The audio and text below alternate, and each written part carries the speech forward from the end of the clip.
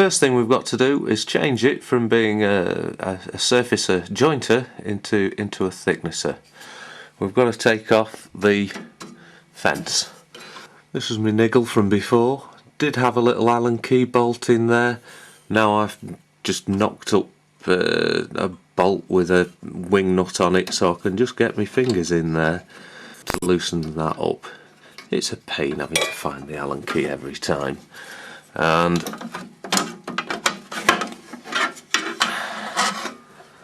there's that bayonet mount bit that fits into that key slot. Then we've got to remove this big plastic piece, and that's the sort of chip catcher, dust extraction point and blade guard. When it's in that position, stops you getting your hands in the thicknesser part. There's these little tabs that you pull out either side, and with a little bit of jiggling that comes off, and that fits. Just get the that bit of the guard out of the way. That fits onto the top of the surfacing table, and then you've just got to find where those fit back in. Remember, that's got the interlock on there. It goes into the electric, so you can't start it unless this part's fitted. And you can see it covers that top blade. The only bit of exposed blade now is underneath in the actual thicknesser. And that's it converted into a thicknesser. Could do with just getting that out of the way though, and just got to push it up, but it does just get in over the top of that, so that's out of the way. I'm not going to kick that or anything. And then we've got the handle there. We'll get it going the right way, so we can spin round, and see, that's raising the table up under there, so we bring that to the height that we want. With it set up then, you can just feed your wood into the back end. The rollers grab it, gently pulling it through, planing it as it goes, and out the other end.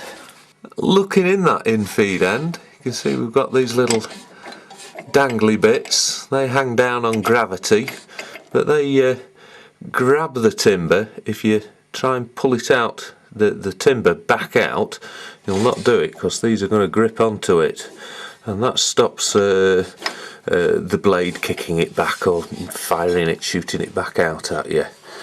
Then after that, you can see the infeed roller. That's steel, and it's got these grooves on it, and it's those little grooves that cause the problem if you don't have that blade down far enough, because they'll just nick the surface of the timber and leave those marks. On the outfeed side, oh, while I'm under here, you can just see that bar. That's the adjuster for the top thing. It's just, oh, could have been so much better. But anyway, here's the outfeed roller. That's a rubber roller, so that's not marking the timber at all, unless you get a bit of a jam. And if you get a bit of a jam, that's still spinning against the timber that you've just cut, and you do get a little sort of rubber burn on it. Try to avoid that getting jammed as much as possible, because that's going to start wearing that roller pretty quick. The only real problem I've had with the thicknesser part of this machine is at one point I was getting a bit of a wavy surface, and I'm thinking, I'm sure it was better than that when I first bought it. And I tried sharpening the blades and setting them properly, but I was still getting this slightly wavy surface. Eventually I realised this table wasn't as steady as it could be. Now, the adjustment for it, we've got the handle up there, but then the adjustment works on all four corners of this platen bit on a screw thread. Those screw threaded bars are connected by a chain and a sprocket on the end of each bar.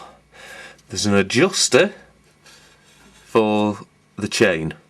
If that chain's slack, any of these threaded bars can move in relation to the other ones, giving you a bit of a wobbly pattern.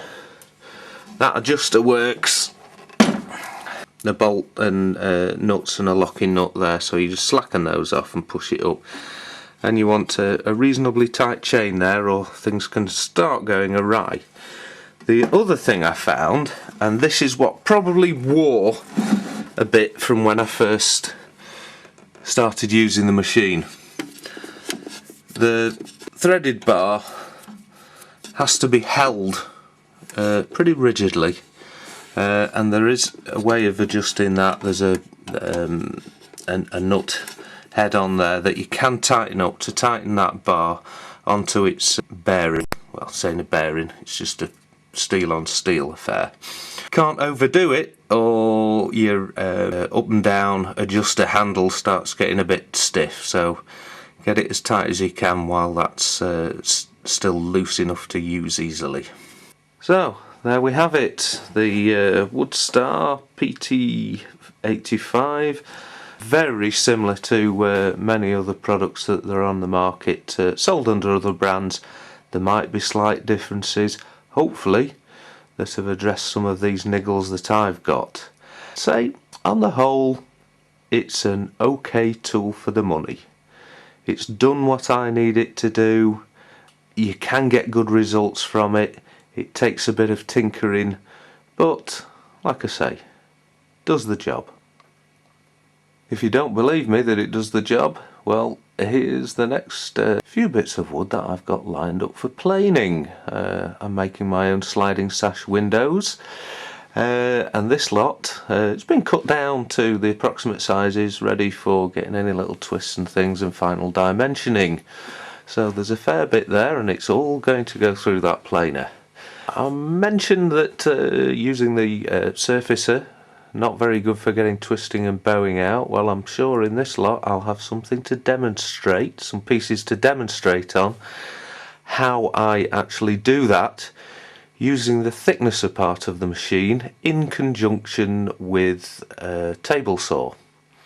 So if you want to have a look at the website, the idostuff.co.uk website, there should be some more information on there. Oh boy, that's going to be some wood shavings.